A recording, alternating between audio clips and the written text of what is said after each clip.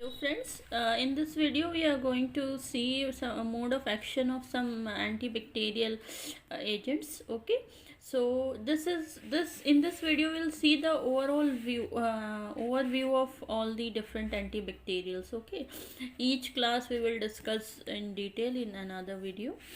So antibiotic basically the general classification is based on their mode of action, like which part of the cell they affect. Based on that we classify them. Okay, or we can classify them in the by their chemical nature, but general classification is based on their mode of action.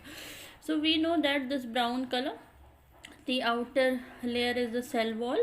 Okay, so in cell wall, in bacterial cell wall, we know that there is a peptidoglycan layer. We'll see in prokaryotic cell structure. So many antibiotic, they are cell wall synthesis inhibitor. They'll inhibit the peptidoglycan layer. So these all are cell wall inhibitors. So from here you can remember the list, but we'll see all this in detail in next video. So common one is vancomycin, penicillin, cephalosporin. Okay, so you can remember this one, cell wall inhibitors.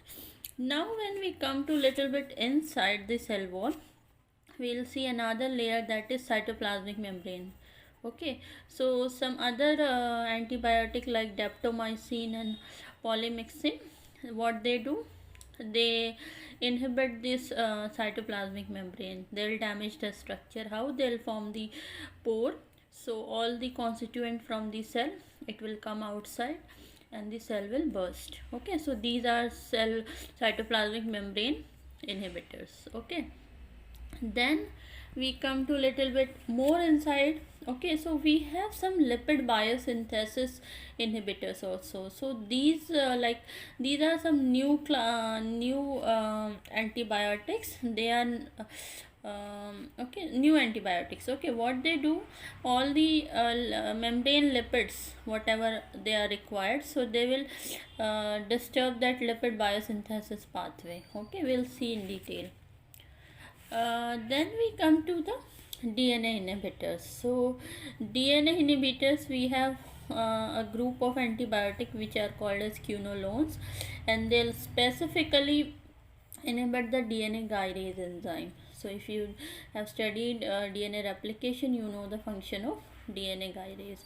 So this nalidixic acid and ciprofloxacin, they will inhibit DNA gyrase. Another is novobiocin. This is not quinolone, some other group. Okay, so these three will inhibit the DNA structure. Then we come to RNA synthesis inhibitor. So in RNA elongation path, there is a actinomycin, one enzyme which will inhibit this mRNA. Then RNA polymerase inhibitor. Okay, DNA directed RNA polymerase. So we have rifampicin and streptoviricin. Okay, so these all will inhibit the RNA polymerase. Okay, now we come to protein synthesis inhibitors. So protein synthesis inhibitors, they are very vast, because in protein synthesis we have different steps. Okay, and different components. So all these antibiotics will inhibit different component.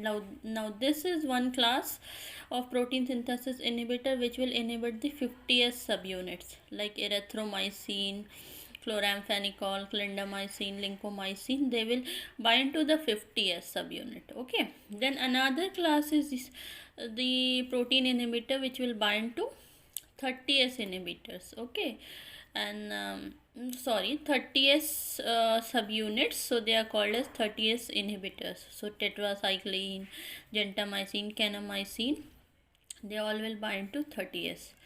Okay, then we have some antibiotics which will mimic the tRNA structure.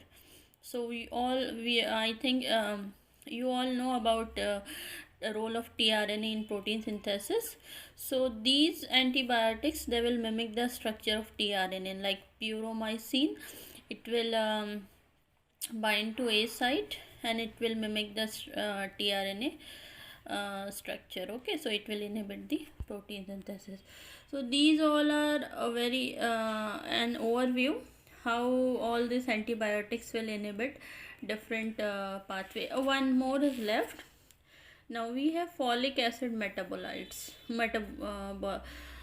folic acid inhibitors. Okay, so we all know these nucleic acid, they are synthesized from nucleotides, and these nucleotides, they are synthesized from different precursors like PABA,